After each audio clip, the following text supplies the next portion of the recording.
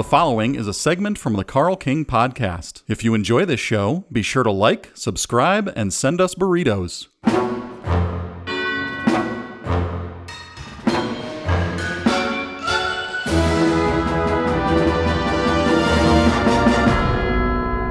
First up, filmmaking lesson number 1. We've got Invasion of the Body Snatchers from 1978, written by WD Richter, based on the novel by Jack Finney, and directed by Philip Kaufman.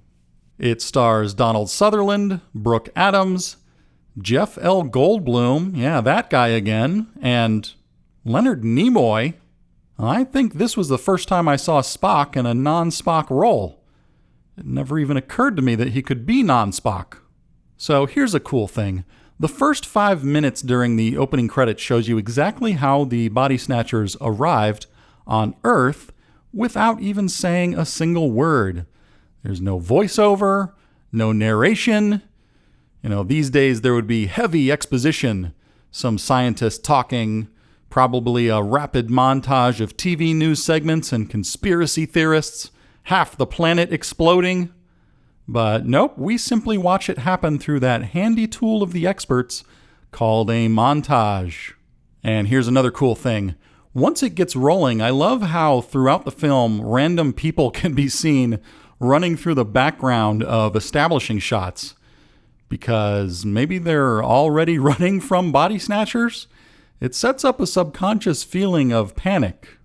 There is what feels like a super slow and long take at 6 minutes in. 2 characters are down a hallway around a corner talking as the camera slowly dollies in. All you can see of them is their feet poking out and their vague reflection in a window. And what a choice that was. I would have never thought of shooting that scene in that way. There's a scene where Donald Sutherland's character is cutting out a newspaper clipping, and the headline says, "Webs shroud the Bay Area, spider colonies fall from sky." It made me wonder, what's with this guy cutting up newspapers? I think he had a bunch of them on his wall, and it caused me to take note of that. I wonder if it was related to an alternate cut or earlier version of the film, because it didn't entirely make sense. Here's something else that stood out. There is a powerful scene early on where Brooke Adams does this weird eye-wobbling thing. I read that the director made the actors sort of fool around and make faces with each other, stuff that was off script to give the characters more texture and realism. And that moment definitely established the deep friendship and intimacy between Sutherland and Brooke Adams.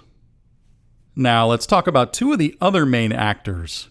Leonard Nimoy came off as possibly the worst acting in the movie, although it kind of worked, but I'm not sure it was intentional. The character was so controlling. He interrupts everyone and shouts commands. He also wears an unusual sort of half glove, a style I've never seen before. And I don't think that the glove was ever explained, and I'm left to also wonder if that was part of an alternate version of the film. And then there's Jeff L. Goldblum again, who of course throws a temper tantrum, which is classic Goldblum. I don't know why, but he is in everything I watch lately. Here's another textural oddity. Donald Sutherland's windshield gets smashed in one of the initial scenes, and he just drives around for the rest of the movie with it broken. Doesn't even bother to fix it, and it was never addressed again and wasn't related at all to the plot. I'm also not sure it really mattered that Sutherland and Adams worked at the San Francisco Health Department.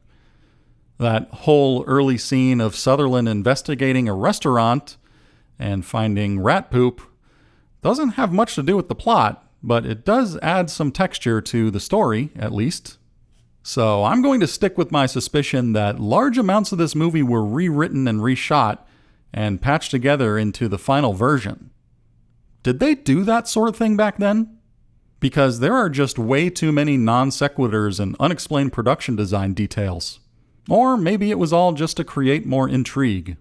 The third act turns into a straight-up running away from zombies movie, and it wears on way too long for my own personal tastes.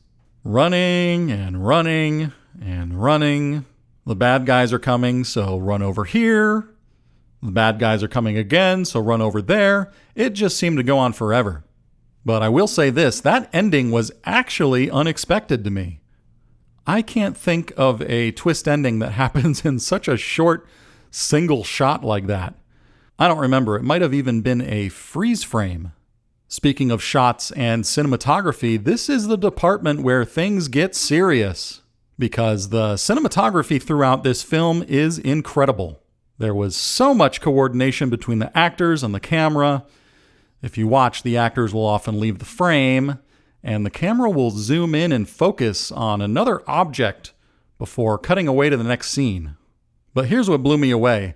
The camera is almost never placed in an obvious spot. So it creates this sense of mystery and unease, maybe even fear. For example, there's a scene where Donald Sutherland calls the police from a bookstore, and his friend Jeff L. Goldblum shows up because he always shows up. So those two guys are, for no reason, standing in front of a funhouse mirror on the wall, and it distorts their faces. Well, first of all, what kind of bookstore has a funhouse mirror on the wall? And second, why would the director think to do that? But I loved it because almost every shot in the film pushed boundaries.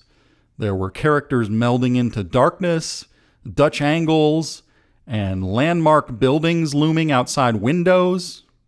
Now, I read that this visual style was borrowed from the original Body Snatchers movie from 1956. But I went and checked out that 1956 version, and this 1978 version was light years ahead in the adventurous camera work. So I think all the credit should go to Philip Kaufman and his cinematographer, Michael Chapman. All right, now here is the filmmaking lesson that I extracted from Invasion of the Body Snatchers, 1978. When you are storyboarding or setting up a shot, take some chances. Don't always default to the obvious placement of shots. If these filmmakers had not taken all of those creative risks, this would not have been such a powerful and striking film. I gave Invasion of the Body Snatchers 1978 5 out of 5 stars on Letterboxd. If you enjoyed this segment from the Carl King podcast, remember, you can also listen on Apple Podcasts, Spotify, or through an old rubber hose.